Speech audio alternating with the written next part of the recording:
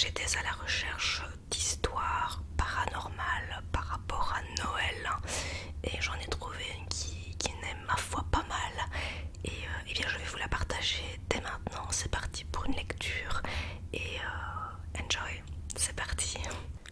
L'histoire de fantôme la plus populaire à Montréal au 19e siècle est la légende de Simon McTavish, l'esprit d'un commerçant de fourrure écossais qui aurait descendu la montagne en luge dans son cercueil, terrifiant les résidents locaux. Immigrant écossais arrivé à Montréal dans la foulée de la conquête britannique, Simon McTavish avait repris le commerce de la fourrure des Français avec sa très rentable compagnie North West. À l'âge de 46 ans, il s'est choisi une belle épouse française de 18 ans, Marie-Marguerite Chaboyer. Il a déménagé avec elle à Londres, en Angleterre, et espérait vivre le reste de ses jours dans un bonheur luxueux. Cependant, elle est devenue gravement déprimée et voulait retourner à Montréal. McTavish a décidé de retourner à Montréal. À leur arrivée, il ordonna la construction d'un somptueux château sur les pentes du Mont-Royal. S'il ne pouvait pas profiter du luxe de Londres, il les créerait pour lui-même, utilisant les meilleurs matériaux disponibles, tels que des blocs de calcaire taillés à la main. Le château McTavish a été construit dans le style des domaines Barionneau, des hauts plateaux d'Écosse. C'était un bâtiment saisissant et luxueux que l'on pouvait voir de la ville, un rappel glorieux à la personne la plus riche et la plus célèbre, Simon McTavish. En 1804, le château était presque terminé. Les fondations, les murs et le toit étaient en place et ils étaient sur le point de commencer l'installation de fenêtres et de portes. McTavish ou McTavish, qui supervisait les travaux d'un petit chalet situé à quelques centaines de mètres à l'ouest du château, resta sous la pluie un après-midi. Il attrapa un rhume. Son médecin lui conseilla de se reposer un peu, mais il préférait s'écouter lui. Et donc du coup, McTavish continua de superviser le travail. Par temps humide, son rhume s'est rapidement transformé en pleurésie et en pneumonie, et il est décédé subitement le 6 juillet 1804. La ville était sous le choc, et des funérailles ont eu lieu sur le terrain du château inachevé. Une magnifique voûte a été construite à l'arrière du jardin où McTavish aimait lire, et c'est là qu'il a été enterré. Ses neveux, reconnaissants, ont construit une haute colonne de pierre à sa mémoire, en l'honneur de ses vertus viriles.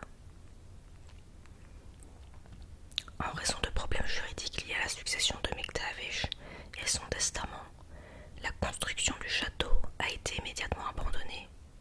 Sa femme épousa rapidement un autre homme, un certain jeune soldat britannique nommé lieutenant-colonel William Smith Plenderleith.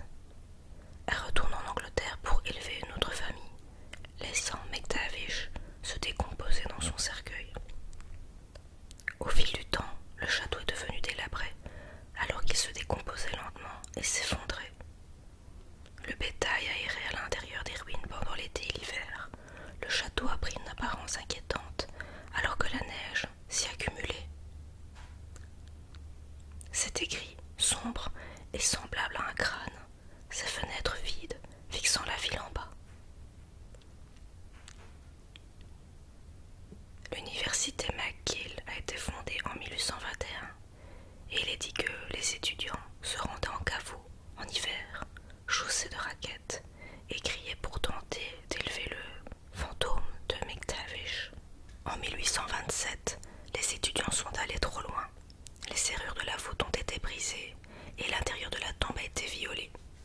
Un article a été publié dans The Gazette condamnant le vandalisme. Le serrurier a par la suite signalé qu'il avait senti une présence effrayante dans le caveau et avait remarqué que le cercueil de McTavish était tombé par terre, renversant tout son contenu. Sans s'aventurer à l'intérieur, il répara rapidement la serrure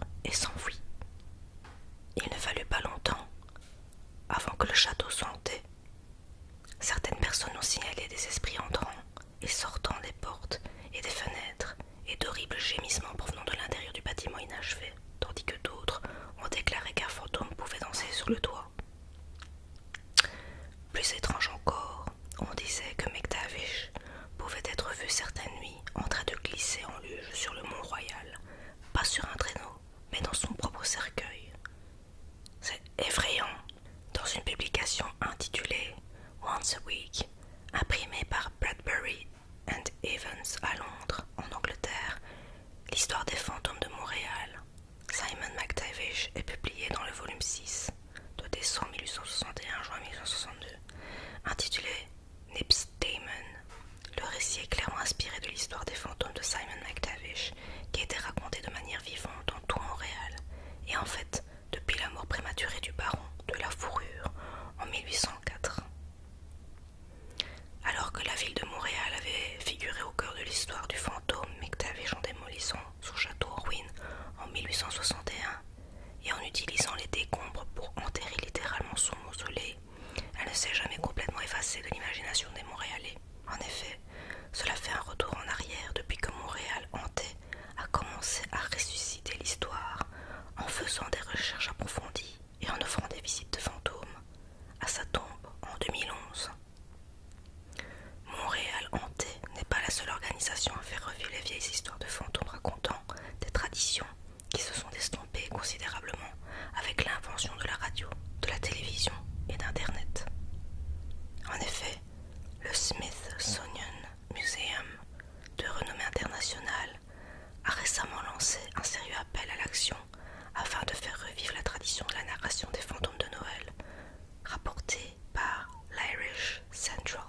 Voilà, je sais pas ce que vous pensez de cette histoire. Je vous aurais mis en tout cas l'image juste avant de cette fin avec l'histoire du fantôme qui ferait de la luge avec son cercueil. Franchement, la photo, je la trouve vraiment, ça fait vraiment partie des pires cauchemars qu'on puisse faire. Ce genre d'histoire, en fait, ça me fait vraiment penser à l'Écosse parce que d'ailleurs, je vais peut-être vous mettre les liens de mes vidéos d'Écosse si vous avez le cœur bien accroché, vous n'avez pas envie de vomir, parce qu'à l'époque, je n'avais pas de stabilisateur dans ma caméra. Mais ce qui est génial en Écosse, c'est que ça me fait vraiment penser à ça, c'est qu'il y a des conteurs d'histoires de fantômes qui se baladent dans les cimetières. Et c'est vraiment génial, je trouve que l'idée est terrible et c'est vachement bien fait. Et voilà, c'est le genre d'histoire qu'on aurait pu entendre dans ce genre de cimetière à Édimbourg par exemple. Bien voilà, moi en tout cas elle m'a vraiment bien plu. Je me suis